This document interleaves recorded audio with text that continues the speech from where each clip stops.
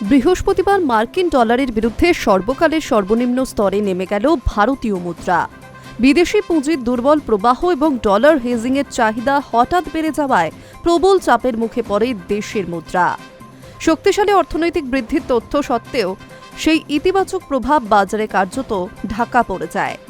দিনের লেনদেনে এক পর্যায়ে ডলারের তুলনায় রুপি নেমে আসে 91.9850। এর ফলে গত সপ্তাহে তৈরি হওয়া আগের সর্বনিম্ন রেকর্ড 91.9650 ভেঙে যায়।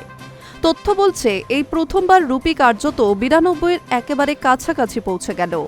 চলতি বছরে এখনো পর্যন্ত রুপির দর কমেছে প্রায় 2%। তবে আরও বড় পতন হয়েছে সাম্প্রতিক মাসগুলিতে। মার্কিন প্রেসিডেন্ট ডোনাল্ড ট্রাম্প ভারতের পণ্য রপ্তানির ওপর উচ্চ শুল্ক আরোপ করার পর থেকে ডলারের তুলনায় রুপির দর প্রায় 5% নেমে গেছে।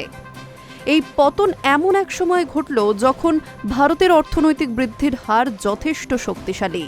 সরকারি পরিসংখ্যান অনুযায়ী চলতি অর্থবর্ষের সেপ্টেম্বর ত্রৈমাসিকে দেশের জিডিপি বৃদ্ধি পেয়েছে 8.2%। তবুও আন্তর্জাতিক বাণিজ্য পুঁজি প্রবাহ সংক্রান্ত চাপ সেই ইতিবাচক তথ্যকে ছাপিয়ে গেছে।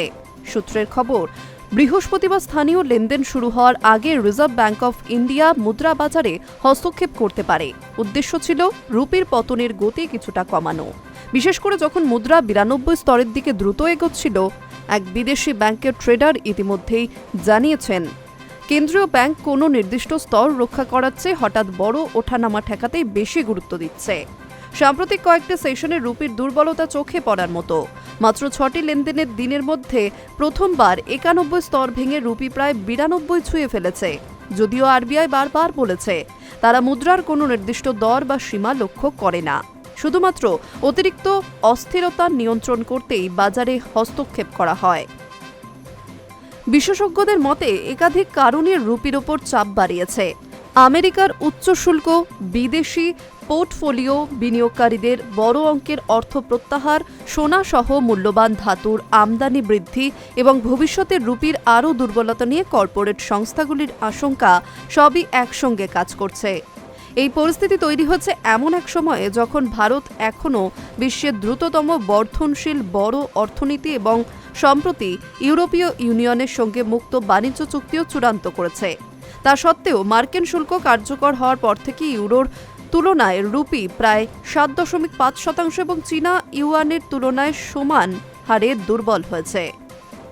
বিশ্লেষকদের একাংশের মতে দীর্ঘমেয়াদে ভারতের উপর আমেরিকার উচ্চ শুল্ক কমতে পারে, তবে সেই বিলম্ব আপাতত দেশের বৈদেশিক ভারসাম্যের ওপর চাপ তৈরি করছে। তাদের অনুমান আগামী 12 মাসে ডলারের তুলনায় রুপির দর 94 পর্যন্ত নামতে পারে।